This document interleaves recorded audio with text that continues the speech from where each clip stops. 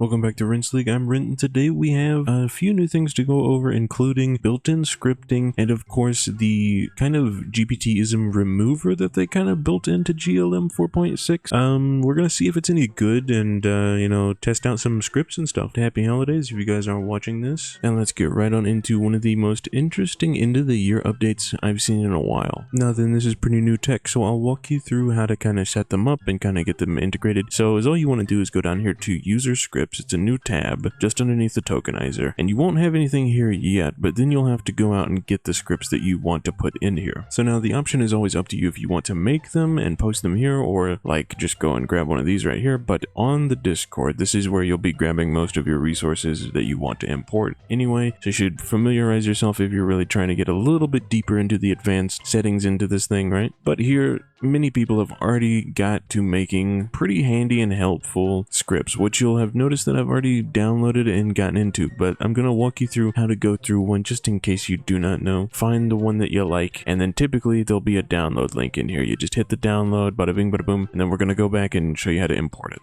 Just a little heads up and a reminder that up at the top might be the earliest version of the script or anything that you're downloading. So I recommend always going down to the bottom and seeing if there is any other versions like this 1.0.1, right? They slowly update them down in the threads, so always be sure to check for the latest version of whatever you want. Now then, on this side, we should have a fairly easy time. Once you downloaded it, it should have went to your browser and or at least into your files, either one, right? See, I see it right over here. I don't know if you guys do. It's in my downloads tabs, and it's the only thing in there, so all you have to do is just drag the file onto here and it will automatically import, which is pretty easy and straightforward. And then you have the option to add it to the account or just to the story, just depending.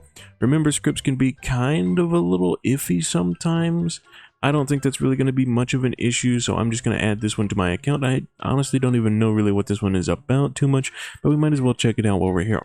And at this point you might be thinking, well, why go through all this trouble? It's because scripts can do some amazing extra compatibilities, including quality of life things, as you can see. Like Slop Killer here is a quality of life thing, batch retry.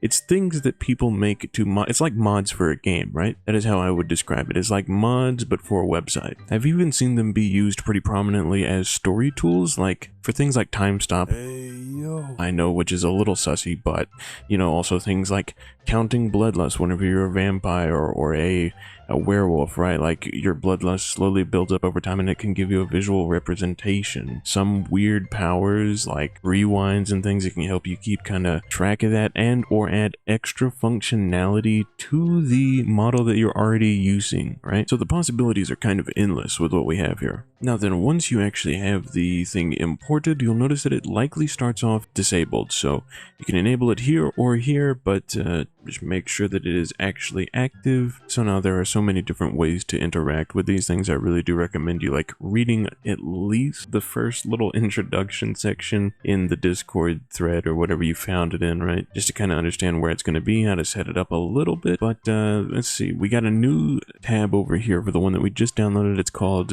like GPT chat or whatever, right? So this thing automatically puts in the story to context and then you can have a chat about the story. So, what do you think so far?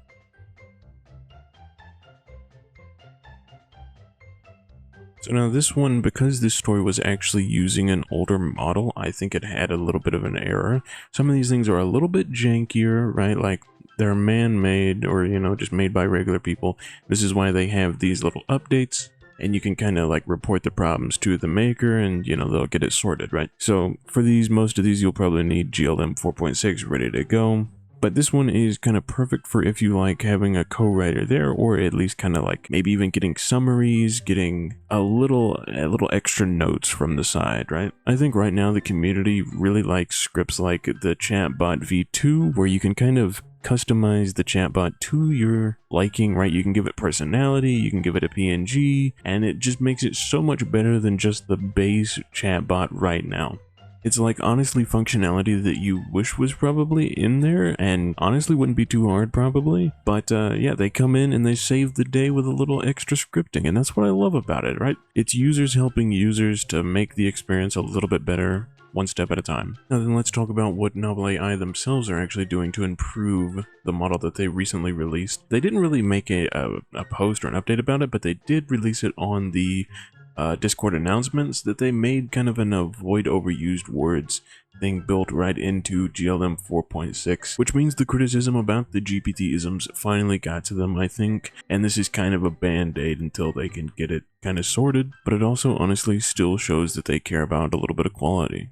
And with the recent turnaround time on the scripts from going into signing up and, asking for a little bit of testing help, I really do hope they can finally kick into gear and maybe they can actually finish one of their other projects that have been in the works for a while. No rushing, no rushing. Now, I'm not going to bore you with my testing or anything, but I can say even with the overused words kind of remover, it still has its moments of getting hooked on things. You still have to be a little bit eyeful, but it definitely does help, even if a little bit. I would still recommend the script that I have, which is pretty common. It's called the slap remover. It'll actually tell you whenever it spots something and replace it automatically. And yeah, I'm going to wrap it up here, and I'm going to say that is all for Rinse League. Don't forget to check out my other guides, or let me know down below what else you want to see. And happy holidays, like I said before. I hope you all enjoy your time. It's been a beautiful year, and I hope to see you all very soon.